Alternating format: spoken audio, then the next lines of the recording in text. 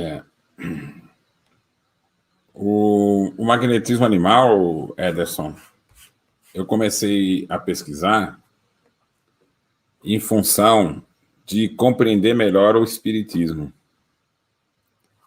Porque Kardec, na Revista Espírita, ele escreveu o seguinte: magnetismo animal e espiritismo são ciências gêmeas.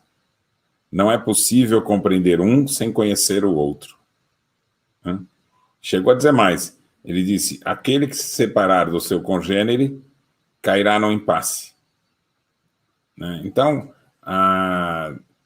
o que ele quis dizer com isso?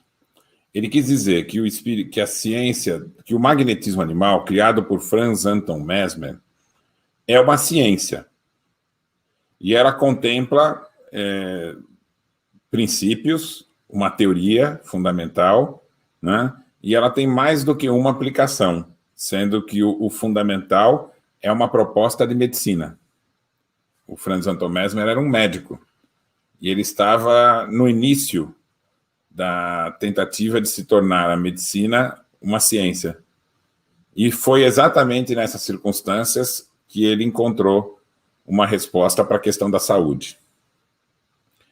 Na busca do método para que ele pudesse fazer o tratamento segundo os pressupostos, né, que ele elaborou para a questão da cura, ele acabou por descobrir um fenômeno, que é o fenômeno do sonambulismo provocado, ou seja, o tratamento dele para a cura, ele percebeu que algumas pessoas entravam no estado de sono profundo, né? E nesse sono profundo, elas despertavam o que ele chamou de sexto sentido, uma capacidade de percepção além dos sentidos comuns, de tal forma que ele precisou ampliar a explicação que ele deu, a ciência que ele criou, para explicar não só como se dá a cura, por meio do tratamento que ele criou, como também explicar os fenômenos do sonambulismo. E para explicar os fenômenos do sonambulismo, ele criou a figura do sexto sentido, né? E a base do sexto sentido, que é a comunicação, né? A percepção que o indivíduo tem, além dos sentidos, mas também a comunicação não verbal do magnetizador com o sonâmbulo, de tal forma que ele vivenciou o fenômeno do diálogo mental, ou seja, o magnetizador pensava na pergunta e o sonâmbulo, percebendo só o pensamento, né, sem que o magnetizador falasse, ele dava a resposta. Então, a teoria que ele criou, Mesmer, para poder explicar esses fenômenos, é a teoria do fluido universal.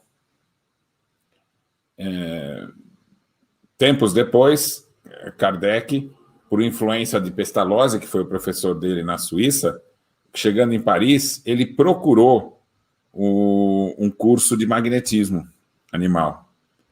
E esse curso foi com o Barão do Poté. O Barão do Poté era o mais eminente, né, divulgador e pesquisador e magnetizador de Paris.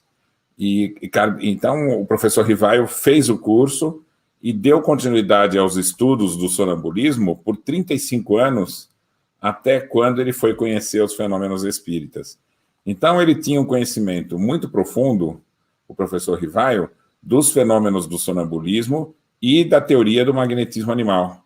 De tal forma que, quando ele foi conhecer os fenômenos mediúnicos e os fenômenos espíritas, ele percebeu que eram duas classes de fenômenos diferentes, que não se misturavam.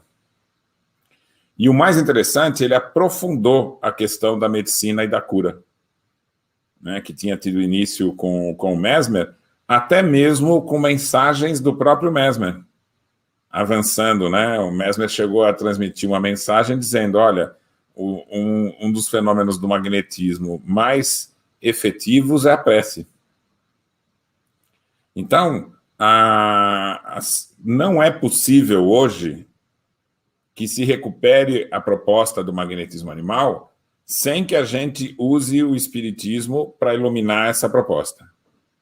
E o inverso é a mesma coisa, né? O magnetismo animal é uma base para que a gente compreenda muito melhor as descobertas que Kardec fez com o espiritismo. Os resultados dessa pesquisa eu escrevi no livro Mesmer, que tem as obras do criador do magnetismo animal traduzidas. Mas eu continuei escrevendo sobre o magnetismo nas obras seguintes. Então, se você pegar esse mais recente livro, né, que é Autonomia, a história jamais contada do Espiritismo, né, nesse livro, nós vamos ter aqui um capítulo que vai ser Mesmer, Magnetismo Animal e o Espiritismo, com vários subitens aqui, os precursores da doutrina espírita, a física do mundo espiritual, a teoria do fluido cósmico universal, o sonambulismo, a cura pelo magnetismo, e depois no item seguinte é a cura pelo magnetismo segundo o espiritismo. E aí a gente vai ter a patologia da alma, a cura segundo o espiritismo, o tratamento espírita, o passe magnético na obra de Chico Xavier e assim por diante. Então, em verdade, eu dei continuidade no estudo do magnetismo e nas suas relações com o espiritismo, depois de ter escrito Mesmer, na obra Revolução Espírita e depois na obra Autonomia. E ainda não terminei, né? A gente tem muito mais coisa ainda para desbravar e compreender nessas duas ciências, né? Que, como Kardec disse, são ciências gêmeas.